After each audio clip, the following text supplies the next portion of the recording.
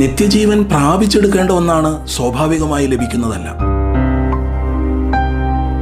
എല്ലാ മനുഷ്യരും എന്നെന്നും ജീവിച്ചിരിക്കുവാൻ ആഗ്രഹിക്കുന്നവരാണ്, നിത്യജീവന് വേണ്ടി വിശന്നു ദാഹിക്കുന്നവർ. എന്നാൽ വളരെ കുറച്ചുപേർ മാത്രമേ നിത്യജീവനിൽ പ്രവേശിക്കുന്നുള്ളൂ. കാരണം നിത്യജീവൻ സ്വാഭാവികമായി ലഭിക്കുന്ന ഒന്നല്ല, പ്രാപിച്ചെടുക്കേണ്ട ഒന്നാണ്. കൂടുതൽ പേരും ഈ ലോകമാകുന്ന കിണറിലെ വെള്ളം കുടിച്ച് തങ്ങളുടെ ദാഹം അകറ്റുവാൻ പരിശ്രമിക്കുന്നവരാണ്, അല്ലെങ്കിൽ വെള്ളമില്ലാത്ത പൊട്ടക്കിണറുകളെ കുഴിച്ചുകൊണ്ട് വ്യർത്ഥമായി പരിശ്രമിക്കുന്നവരാണ്. നിത്യജീവൻ എന്നാൽ എന്നെന്നും നിലനിൽക്കുന്ന ജീവിതം മാത്രമല്ല, ദൈവത്തിന്റെ സ്റ്റാൻഡേർഡിന് അനുസരിച്ചുള്ള ജീവിതം കൂടെയാണ്. അത് ദൈവിക ശിക്ഷാവിധി ഒഴിവാക്കിക്കൊണ്ടുള്ള ജീവിതമാണ്, ദൈവത്തെ പ്രസാദിപ്പിച്ചുകൊണ്ട് തന്നോടൊത്തുള്ള ജീവിതമാണ്. തീർച്ചയായും നിത്യജീവൻ എന്നത് ഈ ഭൂമിയിൽ വെച്ച് ഒരു വ്യക്തിക്ക് ലഭിക്കാവുന്ന ഏറ്റവും വലിയ സമ്പത്താണ്. ഈ ലോകത്തെക്കുറിച്ചോ ഇവിടുത്തെ വ്യവസ്ഥിതികളെക്കുറിച്ചോ അറിഞ്ഞതുകൊണ്ട് നിത്യജീവൻ ലഭിക്കുകയില്ല. മനുഷ്യരുണ്ടാക്കിയ ചില ആചാരങ്ങളോ അനുഷ്ഠാനങ്ങളോ ചില ശീലങ്ങളോ പിന്തുടരുന്നത് കൊണ്ടും നിത്യജീവൻ ലഭിക്കുകയില്ല. മനുഷ്യരുടെ കണ്ടുപിടുത്തങ്ങളോ തത്വജ്ഞാനമോ വിദ്യാഭ്യാസമോ ഒന്നും നിത്യജീവൻ നൽകുവാൻ പര്യാപ്തമല്ല. കാരണം